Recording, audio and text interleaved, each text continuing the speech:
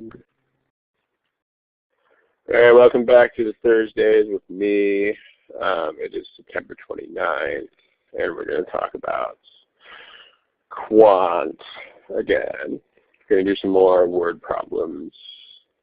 Remember, the deal with word problems is that people are not so hot at separating the task of organizing the information from the task of solving the problem. So just keep that in mind as we go. Here's the copyright notice again. These problems are from the free GMAT prep, and they are copyright GMAC, unless otherwise noted. Okay.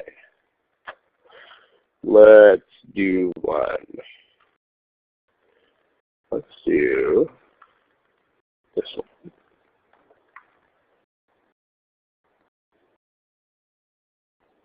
Let's do this one.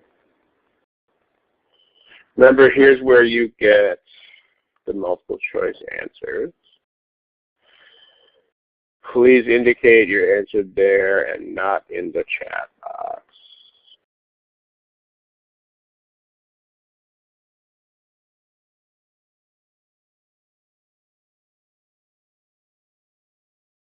All right.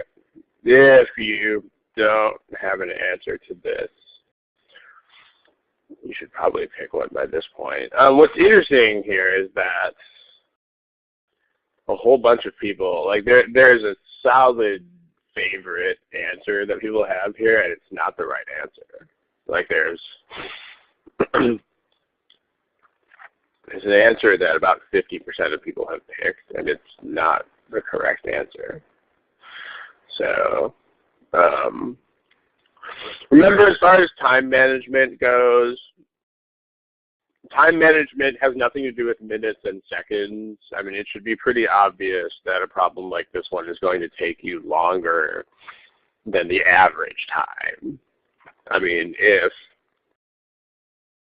that's the first thing about a problem like this one. I mean, the average time that you have for a quant problem on this test is about 2 minutes, but that's the average time. I mean, that's the time that you calculate if you take the total time that you get and divide it by the number of problems. But this problem is very clearly longer than average. So, you know, there are people out there who think that they need to try to solve this problem in 2 minutes or less, but that would very clearly be a silly thing to think. Because nobody is going to finish this problem in 2 minutes or less. I mean, look at it, guys. Look at it with your eyes. So, but just remember that time management in this exam has nothing, literally nothing whatsoever to do with minutes and seconds. Like, minutes and seconds are completely irrelevant to time management on this exam. Time management is just two things. It's just being honest with yourself, which most people are totally not, about whether you're stuck. And then if you're stuck, stop what you're doing. This is all that time management is. And, you know, if you think about putting together a piece of furniture that you bought from a store like IKEA or one of those other self-assembly furniture stores. I mean, you know, you would either know where the next piece goes or you would not know where the next piece goes. There's no such thing as I kind of know where the next piece goes. Like, literally, I kind of know is not a thing. Like, you either know where it goes or you don't. I kind of know where it goes means you don't know where it goes. And if you don't, you would not randomly start nailing together pieces of wood and hope that you got furniture. Because if you did that, you would definitely ruin the project. And then you would have to start over and cost yourself money and time. So you want to take the same approach to this as you would take to assembling furniture. I mean, the reason why everyone's mind is messed up about this is that people have been awarded partial credit for all these years, and partial credit has killed your brain here. I mean, just think about that. But to the question in the chat box of how long do we have to answer, there's no such thing as how long do we have. I mean, if you are honest with yourself about these things, then you will not deal with time management issues. You will actually have plenty of time to finish this exam. Time management will only be a problem if you sit there and stare at things, or if you do like random work beyond the point where you are genuinely stuck. So just be honest with yourselves. Okay. So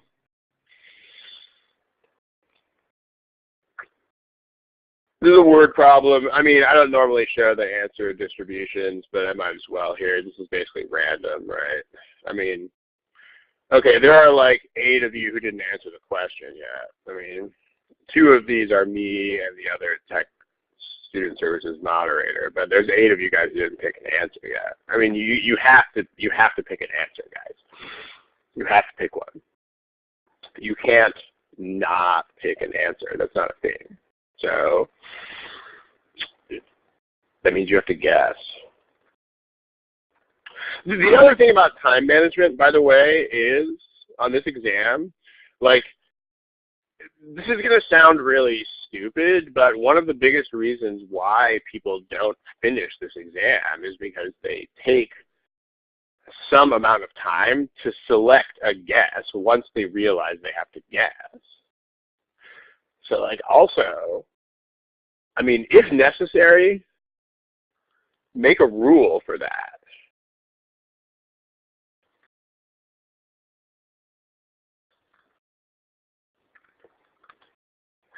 Like, what I mean by that is, like, some people will literally just freeze up, like, I don't know which choice to pick as a random guess. And I mean, even if that's like 10 seconds, that 10 seconds is a hugely big deal, because it's not just 10 seconds. It's 10 seconds times however many problems there are that you guess on. And you're going to be guessing on like half these problems, guys. So, you know, think about what 10 seconds times half of all problems on the test is. I mean, it's a lot of seconds is the point. So, I mean, if you take 10, 15, 20 seconds to make a guess on every single time you have to make a guess, I mean, you're going to leave 6, 7 problems blank because you just won't get to them. I mean, like, that adds up. I mean, it's stupid things like that. Like, same thing with looking at timers. That's the other thing that people waste a lot of time. But just make sure that you are instantly producing guesses. I mean, your rule could be something like, I'm going to take the first choice that's left, or I'm going to take the last choice that's left. I mean, your rule does not have to be anything complicated, is the point. I mean, it can be very simple and very short and sweet, but you need to spend 0 seconds producing guesses. Okay. So if you've seen the earlier sessions on word problems,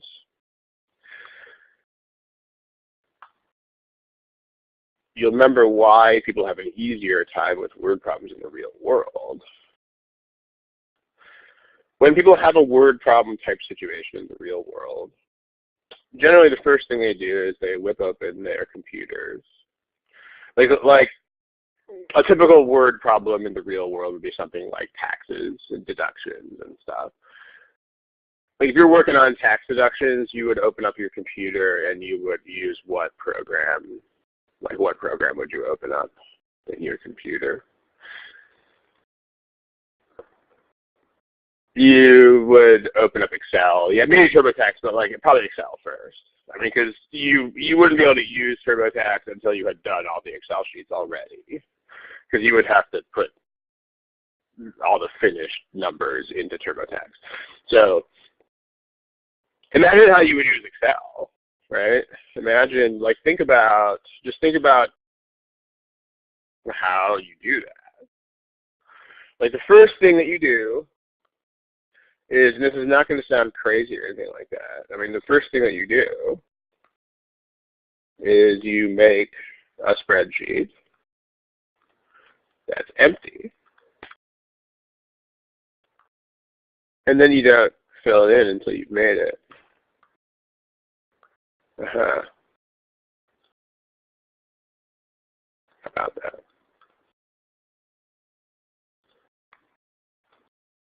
I mean, these need to be separate steps. Is the point? Like people have less trouble with word problems in real life because they don't commingle these steps. So, like, let's think about making an empty spreadsheet for this problem, so to speak.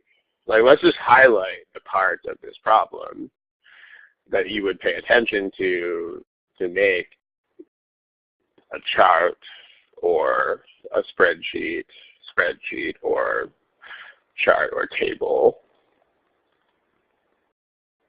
that's empty.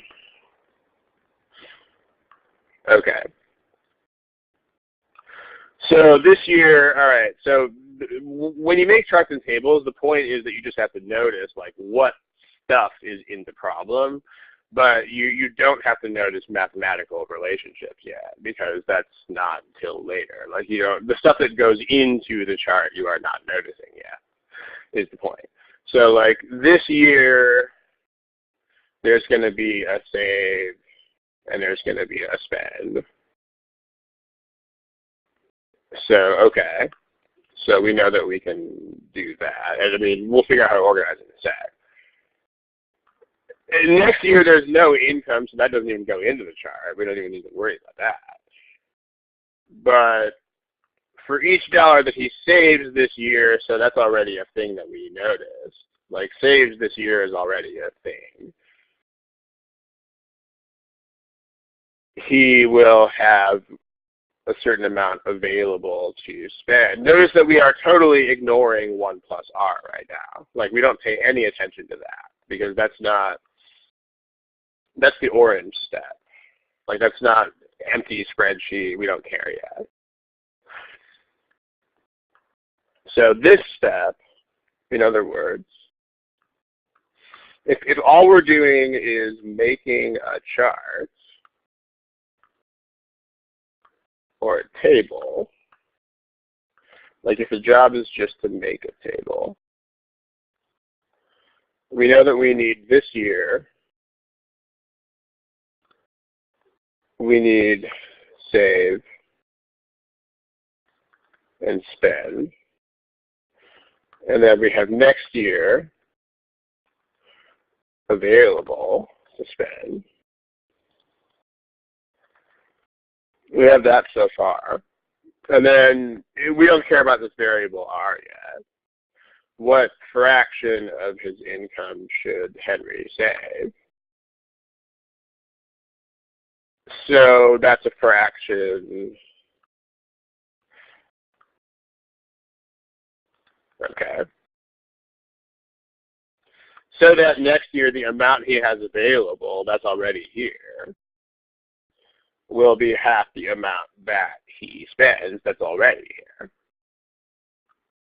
So as fractions or maybe as amounts, like so, these could be fractions and or amounts. All right, good enough.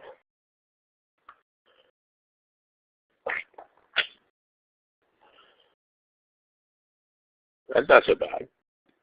I mean, notice how simple that is. I mean, there's really not that much. I mean, this is pretty intimidating looking when you look at it, but there's not that much happening.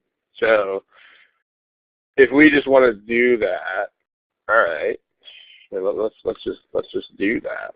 Let's just make a table. So this year we have, let's say, total income, and then save, and then spend. And then there's actually only one column for next year available because that's all there is next year is available. So that's like our entire chart.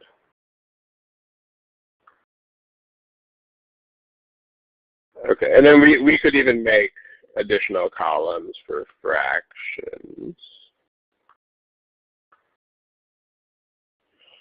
So well, let's just do that. Let's say fraction saved, amount saved. I mean, we might not need all these columns, but let's make them anyway.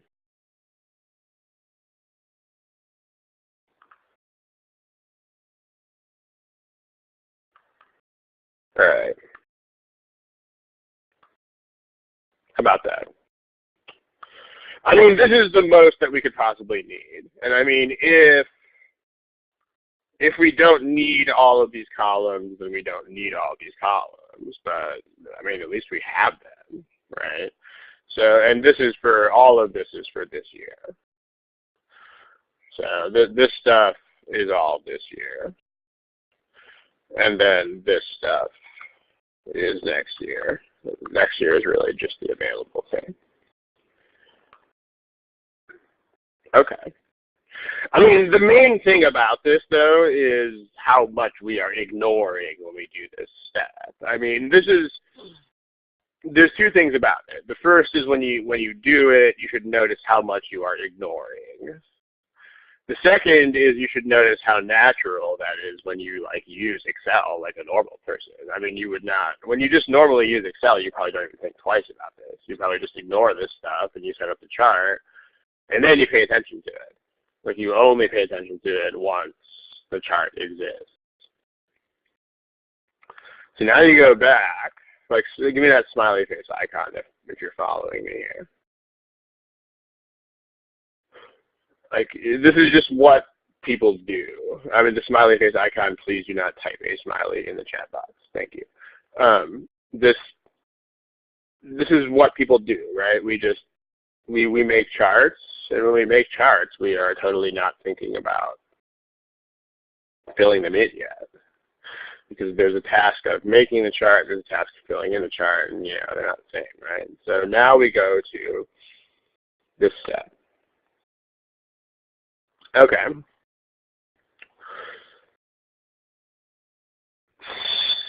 So there's a couple ways that we can do this problem. One way to do it is to just do it algebraically.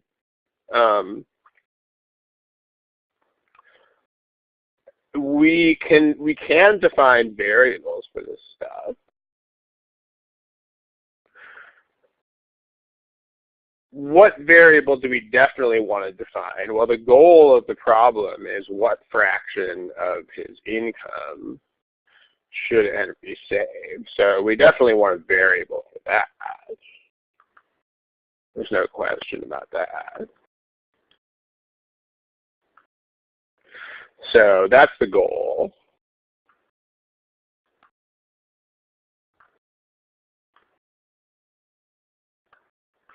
So we can just call that F.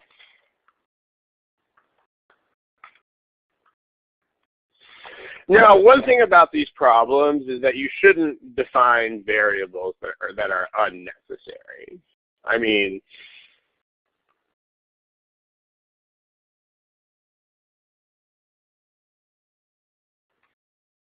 meaning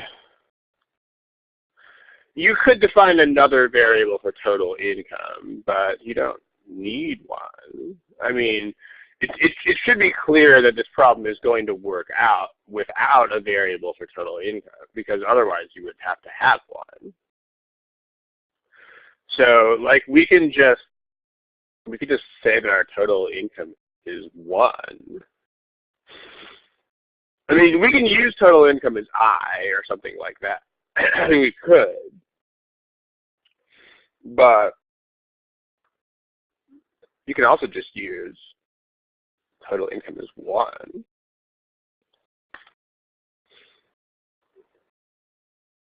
I will do it both ways just so that you can see it. But if that's the fraction and your total income is 1, see, what's nice about this is then what's the amount saved?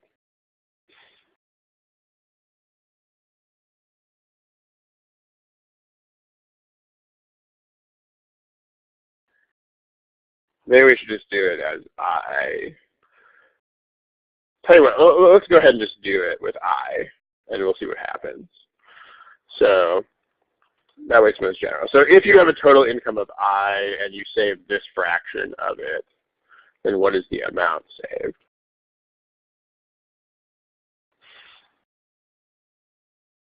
Remember, this is a fraction. Yeah, you just multiply it together, right? So this is I times F. And then these fractions would have to add up to 1, because saved and spent is everything. So this would have to be 1 minus F. So this would be I times 1 minus F. So that's I minus IF. Okay. And then for each dollar that he saves this year, he will have 1 plus R dollars available to spend. So for each dollar saved, there will be 1 plus R dollars available to spend. So this is times 1 plus R.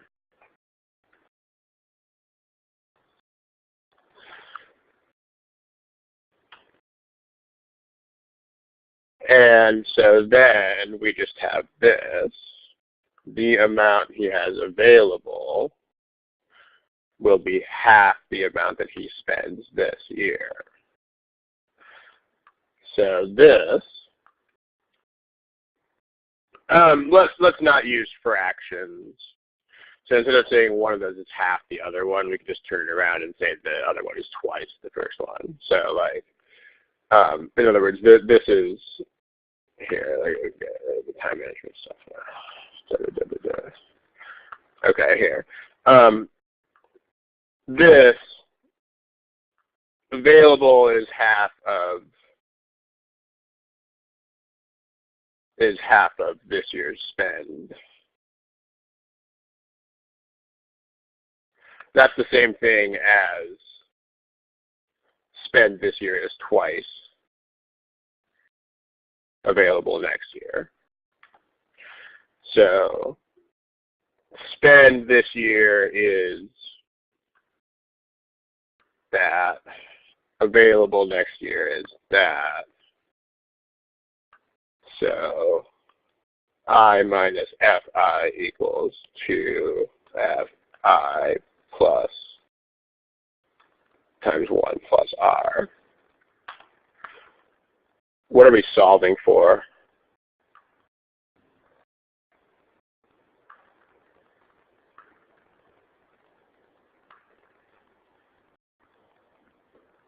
We're solving for F.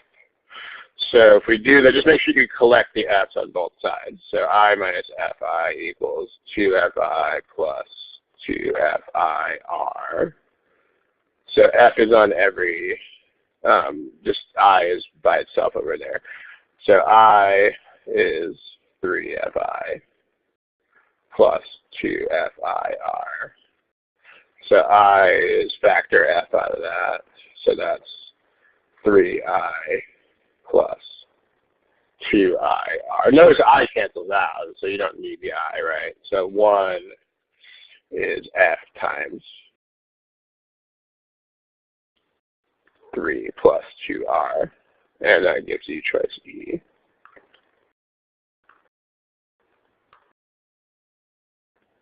So that's F. F is 1 over 3 plus 2R. So notice what you have here, right? I mean, the point, this problem is still obviously a very challenging problem. And if you set a goal of doing this problem in literally 2 minutes, then I'm going to just go ahead and say you're not going to be able to do it.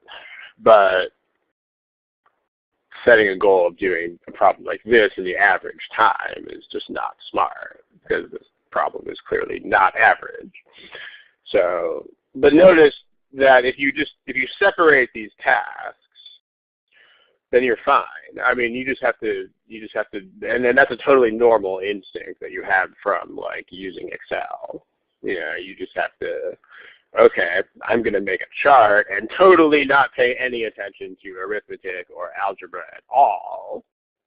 Like all I'm paying attention to is headings. And then I do all this algebra stuff. And if you do that, it's really not that bad, right? I mean, if you, there's still a lot of things happening, but at no point is this really overwhelming. I mean, you're just pulling all this stuff out of here, and you're either paying attention to the purple stuff, or you're paying attention to the orange stuff, but you are never paying attention to both of those things at the same time. That's the point. Give me a smiley face if this makes sense.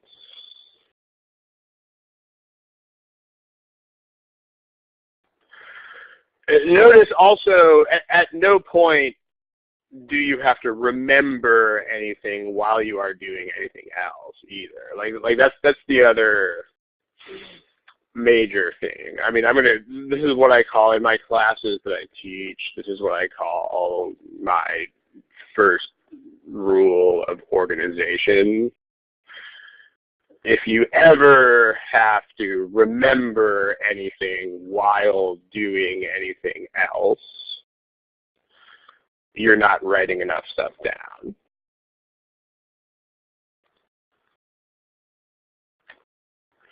I mean, this is, like, for me, this is really easy because I have a very bad memory. Like, my memory is actually in the bottom percentile of humans. I mean, there are reasons for that. I actually had an accident as a kid that caused some brain damage and stuff, but, like, basically my brain doesn't hold more than one thing at a time. So, like, I personally cannot, I can't remember things while I do other things. So for me, it's very natural to literally write down everything all the time because I know that I can't hold stuff in my memory. But, like, yeah, I mean, it's ironic that a lack of memory would be a great asset, but ironically it is. So, but there are people who take this test who have that kind of good memory, and it winds up being a problem for them because they wind up trying to hold all this stuff in their brain at the same time. And like even, I mean, obviously they're going to make a lot more mistakes if they do that. But even if they can do that, it's going to be really slow. So just remember, you should never have to keep simultaneously, you should never have to keep a piece of information in your head while you manipulate another piece of information. You should never have to do that. And this is absolutely an absolute. So just, if you have to do that, you're not writing enough stuff down. Period. End of story. And I mean, unlike other things, this should be very easy to be aware of. This is not like a ton of introspection. I mean, you should notice if you have to keep information in your head while you're using other information. If you notice that you have to do that, you need to write more stuff down, guys. That's pretty much what there is to it. So, okay. You can also do this problem without algebra. Here's the problem again. And here is our organizational device.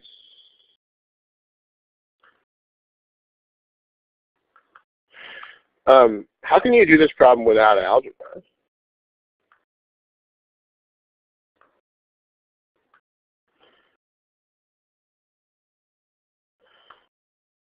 Yeah, you can pick so-called smart numbers, sure, right? There's a couple of clues here that tell you that you can do that, by the way. There's the variables in all the choices, and then there's the word in terms of. Like if you see the phrase in terms of, actually that's an infallible clue that you can do this. Because in terms of means that you don't find out what that variable is. So if you see either of these things, if you see in terms of, or if you see variables in the choices,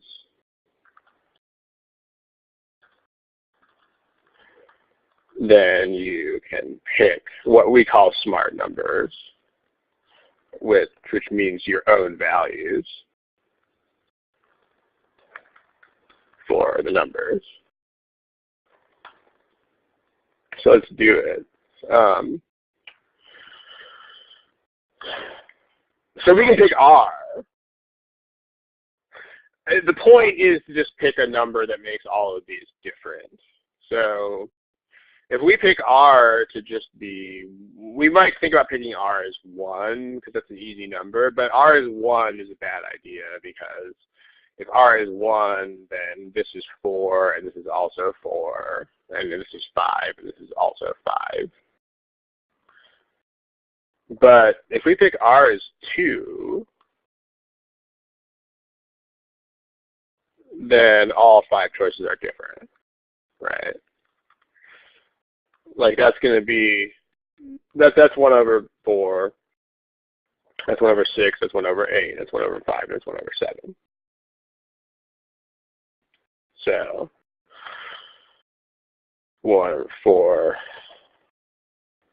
1 over 6, 1 over 8, 1 over 5, 1 over 7. Okay. So let's pick R as 2. Excuse me, R is 2. And then we can also pick a smart number for the total income. So notice we picked R as 2 for that. So for every $1 saved this year, Henry will have $3 available next year. And then his income this year can just be, what do you want his income to be this year?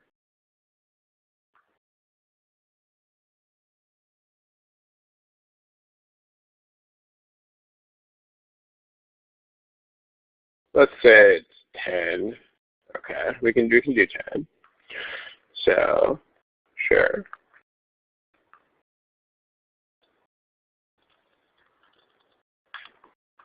Okay. So there's actually 2 ways that we can do this.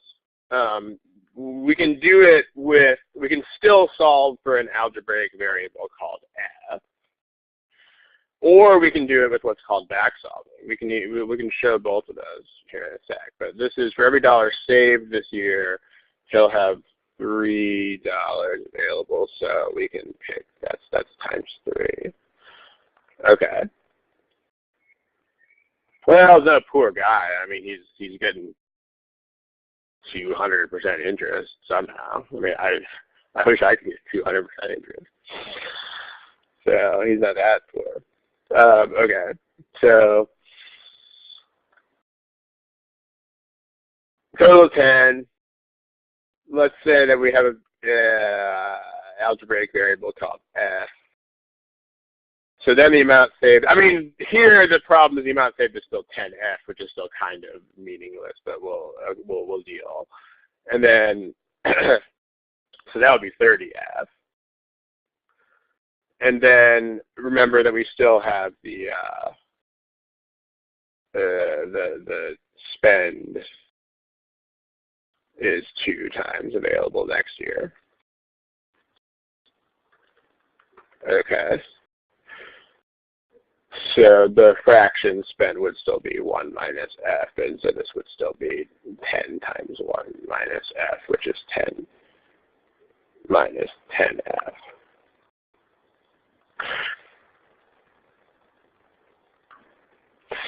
So 10 minus 10f equals 2 times 30f. So 10 minus 10f equals 60f. So 10 equals 70f. So 1/7 is f. So notice what it does when you pick the smart number here. It helps you. I mean, this is choice E. It definitely helps you. I mean, this arithmetic is much easier. So there's also that solution. You need a smiley face if that makes sense. And I mean, last but not least, what you can also do is once you've chosen R as 2, if you don't like the algebraic variable f,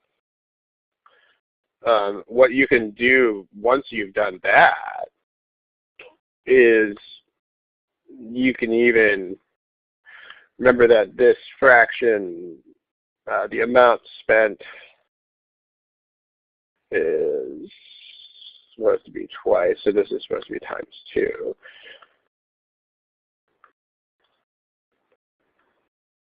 You can also back solve. Right, you can also use the answer choices. You can also start from the choices. So like if we try A, for instance, which is 4, so that would be a quarter saved, which would mean 3/4 spent. That would mean you would save $750, $250. Times 3 is $750 available. And then times 2 is 15.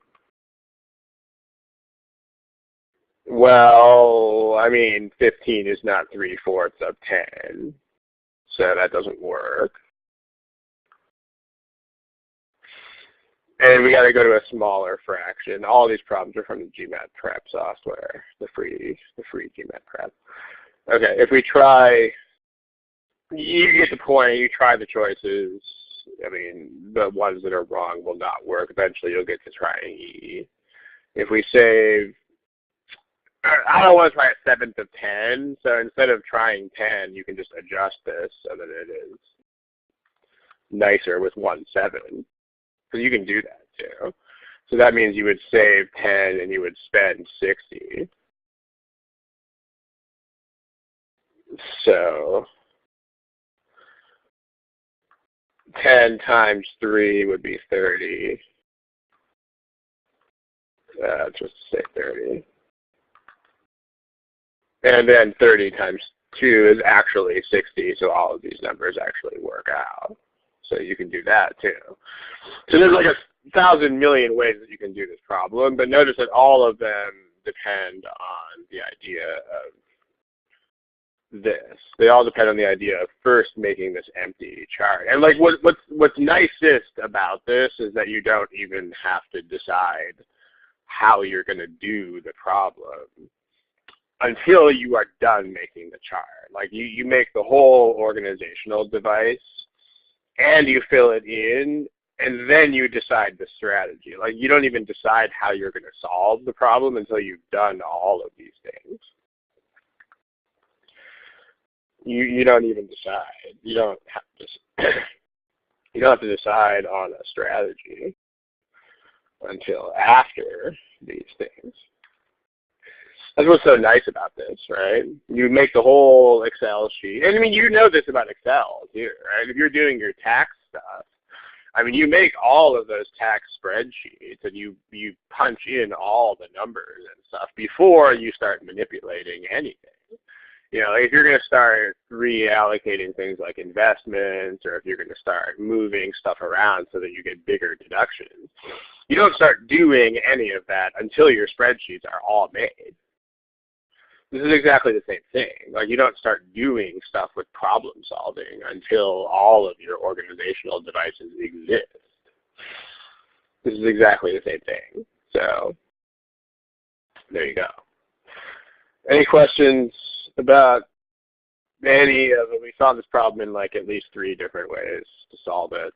So last but not least, remember when you review these problems, the goal of reviewing these problems is to solve them in as many ways as humanly possible. So if algebra is your biggest strength and you solved it this way the first time, the biggest emphasis of your review should be this type of stuff, should be the non-algebraic solutions, because that's how you will actually get better at this exam, is to emphasize the solutions that you are not currently using.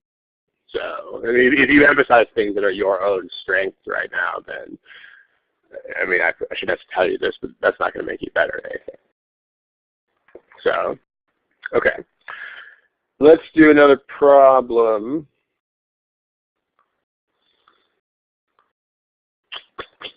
Let's do one. Okay, how about, let's see.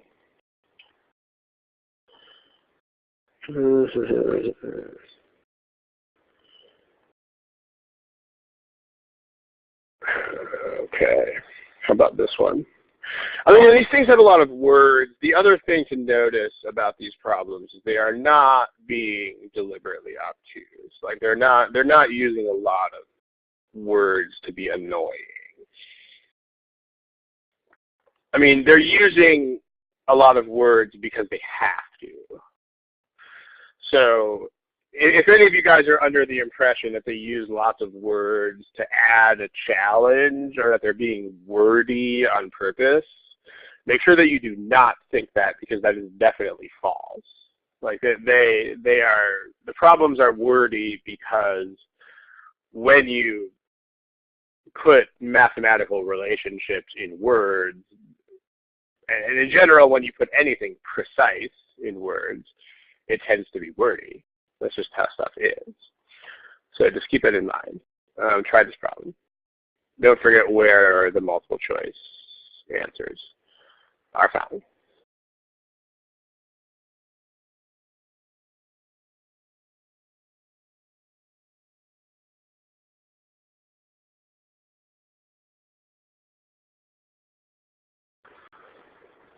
Okay. If you don't have something for this, you should have something pretty soon.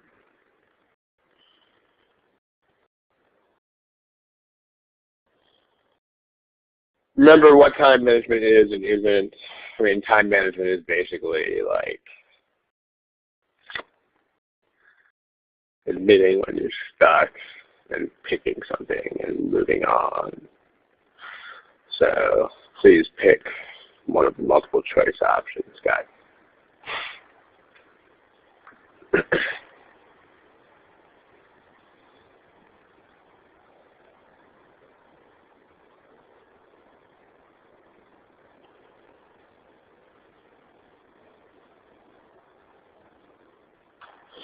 So we still have like 6 or 7 people who haven't answered it yet. You got to pick something for here.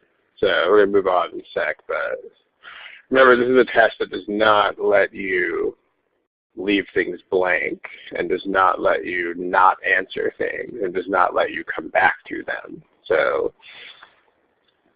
you have to answer the questions, guys. Okay. All right.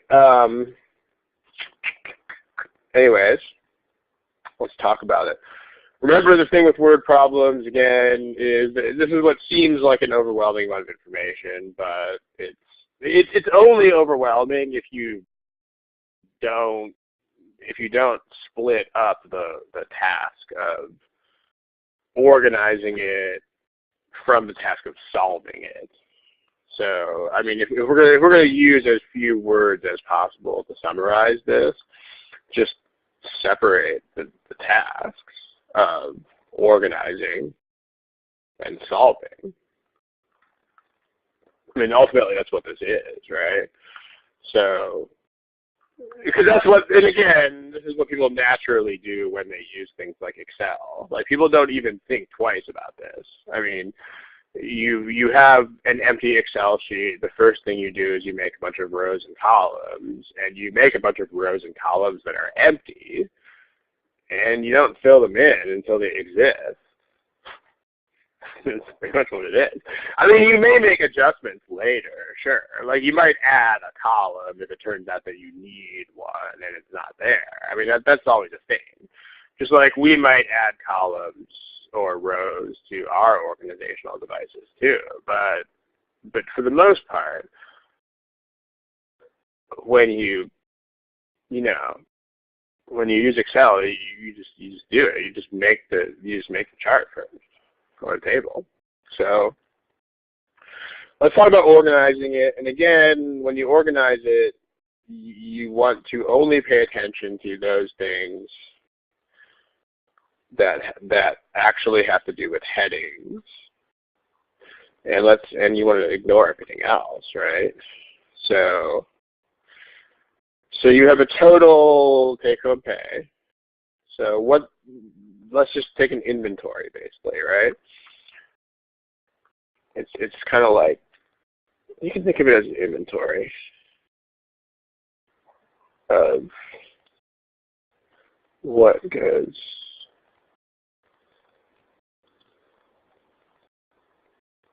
inventory of what's in the problem. So we have a total take-home pay.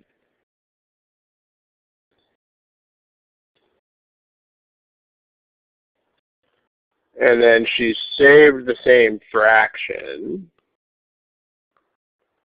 each month. So it's monthly. So far it's just monthly. And then there's a fraction saved. So presumably if there's a fraction saved, we can probably anticipate that there's going to be an amount saved as well.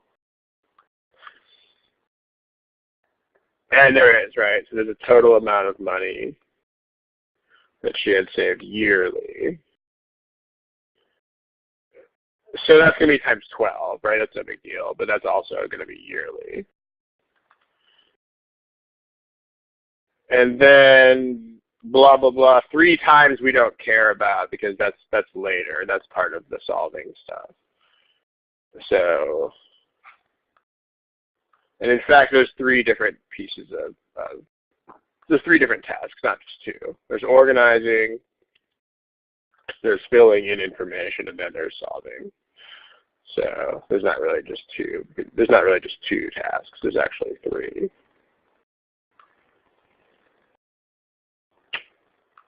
So we have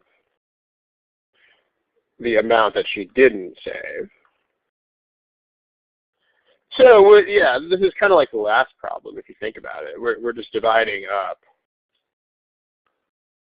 take-home pay into a saved amount and a not saved amount, which is really just the rest of it. So this is the fraction not saved, which is the rest of it. And there's going to be an amount not saved. Okay. And then if all the money she saved last year, so we already have that, that's not a new thing. And then what fraction of her take-home pay did she save? That's not a new thing either. So all of this stuff is here. So if we organize it, then this is actually not so bad. I mean, we have total pay. And then we have saved, fraction per month. We have amount per month. And then we also have amount per year.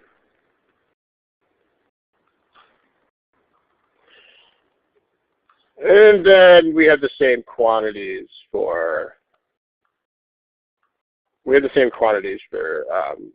spend for the amount that she doesn't save.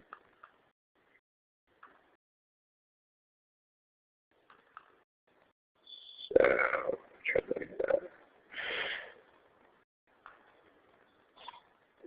And that's all we have, right? It's basically, I mean, again, we might not need all of these columns, but if we have columns that we don't use, that's fine. It's better to have redundant or superfluous columns than it is to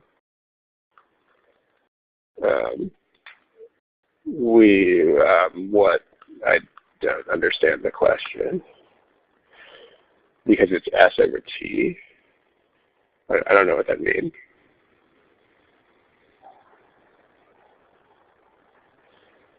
I mean, we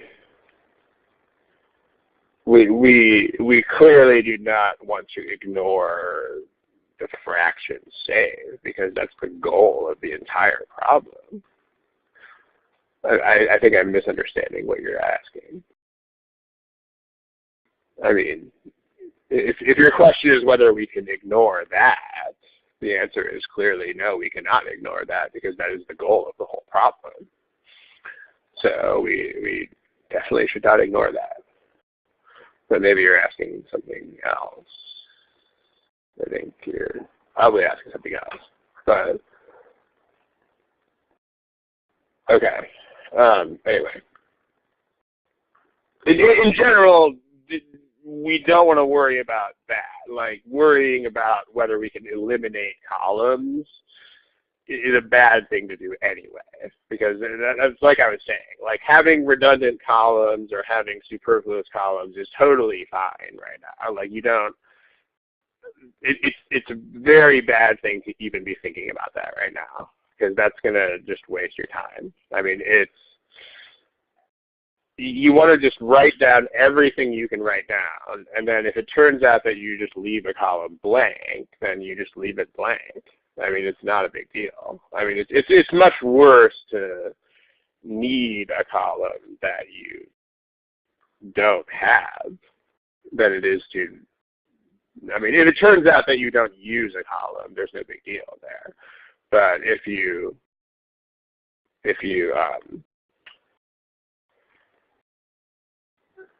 the same way, just different angles. I don't really understand what you mean. I mean, the goal of the problem is the fraction saved. I mean, if you try to ignore the fraction saved, you will be unable to solve the problem. So anyway. So let's talk about this problem. This is the goal.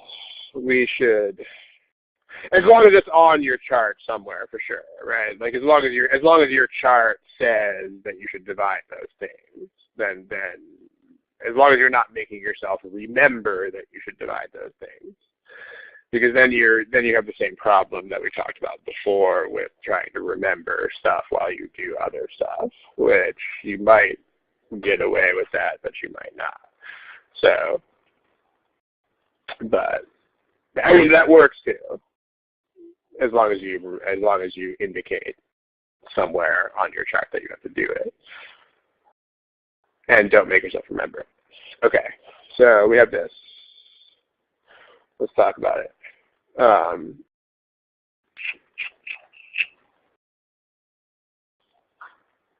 right. So one way we can do this problem algebraically, right? We can do it. If you have a total pay of, let's say the total pay per month is, let's say it's M, and then the thing that you get, and then the fraction per month is F. So then the amount saved per month would be F times N. And then per year is just 12 times that much.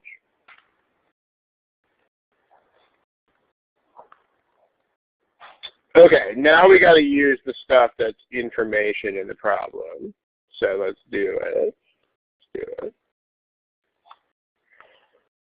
3 times the saved amount total for the year is 3 times the monthly not saved. So if we multiply this by 3.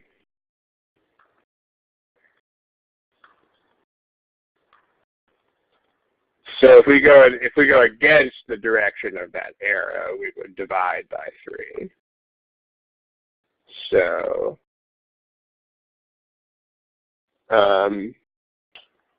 Ilya, I don't know where those X's and Y's are coming from, but the answer choice that you have selected is not the correct answer. So the answer is probably no. Okay. This is 4FM. Okay, and then the amount that you don't save, if this fraction is saved per month, and this fraction per month is 1 minus f, right? So that's going to be 1 minus f. And so then that's going to be 1 minus f times m.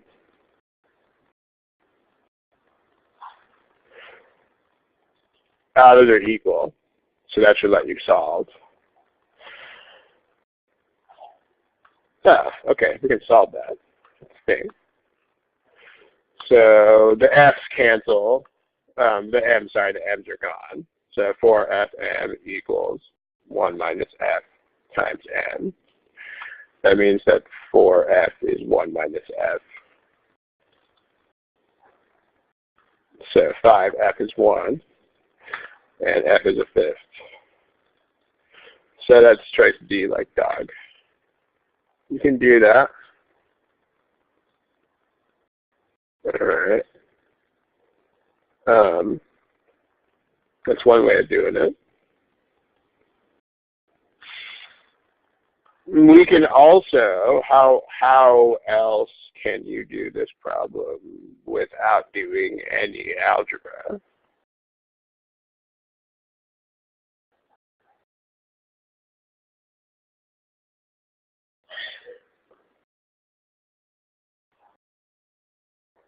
Yeah, you can back solve. Let's do that.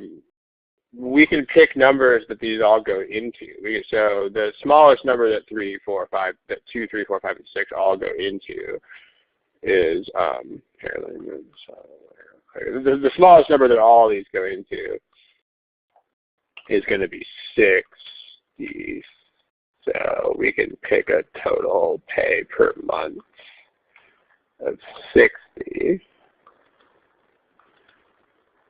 So we can do that.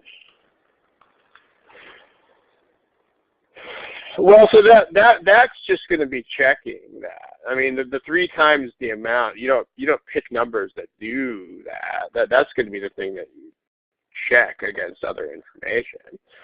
So if that's going to be the thing that you solve. So we could try to. I mean, we can pick 60 for the total pay per month, and then let's just try to back solve. So m is 100. That's probably not such a great idea because we have things like 1/3 and 1/6. I mean, 1/3 and 1/6 of 100 are not great things. So, I mean, if you just do the 1/2 and 4th and 5th, you get lucky with that. But it's better to pick a number that would work with those things. So if we tried, let's say we tried C. That's 1/4.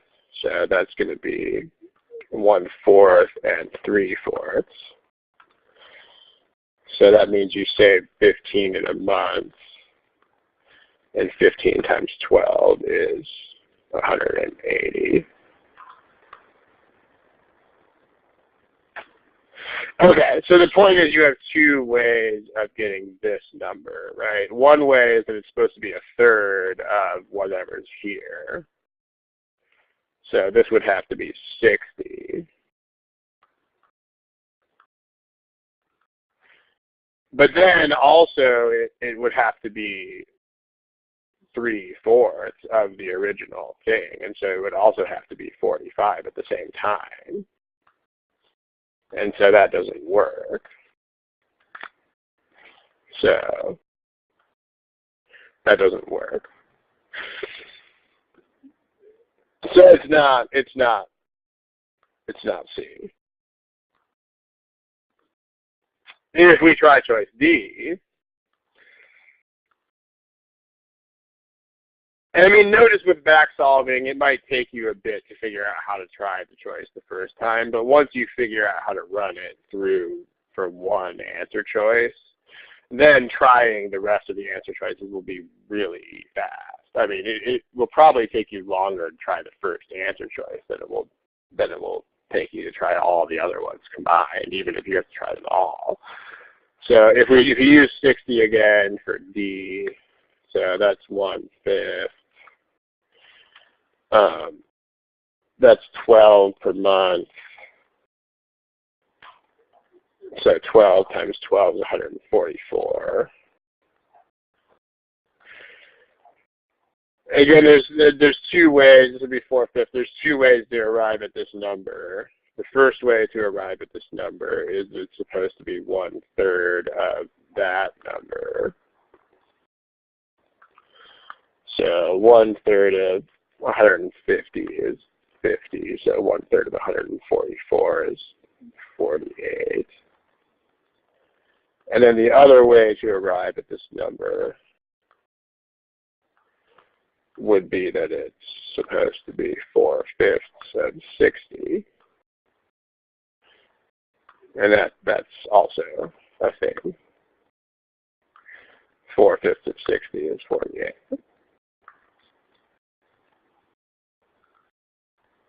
So that works. And there you have it. I mean, you could also do a sort of hybrid approach of this where you would pick some sort of number here and you could still have a variable for the fraction. I mean, you could still do that. I mean, you could still have like, let's do that without erasing anything.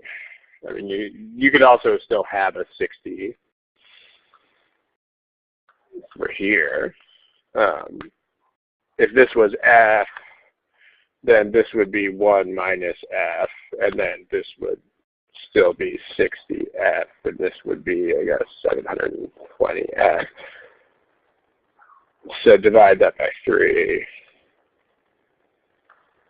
That's 240F. And then if you do it the other way, it's 60 times 1 minus F. So that would also work. And then if you solve that, that should also give you a 5th for F. So there's like a bunch of ways you can do it. So you can do it with a smart number and still algebra for F. You can do it with smart number and back solving. You can do it with a totally algebraic approach, as we did it the first time. You can do this a whole bunch of ways. But the point is that no matter how you do it, and I mean, your setup might not be the same. As Lynn says, she set it up differently. She set it up so that she had this fraction, instead of having it the way we have it here, she had the fraction at the end of her approach by dividing the saved amount by the total, and that can also work. So that's also a thing.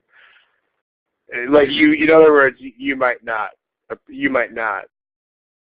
organize the problem the same way that someone else organizes the problem. Like I have the fraction up front, Lynn has the fraction at the end of her approach, but she got the correct answer, and we also have the correct answer here. So that's both ways are valid. You just want to make sure that you do want to make sure the goal appears in your work somewhere. Like if you're making yourself remember to divide two things at the end, that's bad. You should just make another column that says like divide these two things. As long as you're doing that, perfect. Then you can organize it however you want, as long as all of the important things are actually there. So absolutely. Cool. And we are right on time. Cool. thank you. We got a few more of these. We might do some more of them for the next session. We might do something else. We'll have to see. But thank you for attending. I do think the next one. I think the next one of these is in 2 weeks. But please check the website for that. And thank you. I'm going to turn off the recording at this point. Good afternoon, good evening, good night, good morning, good luck.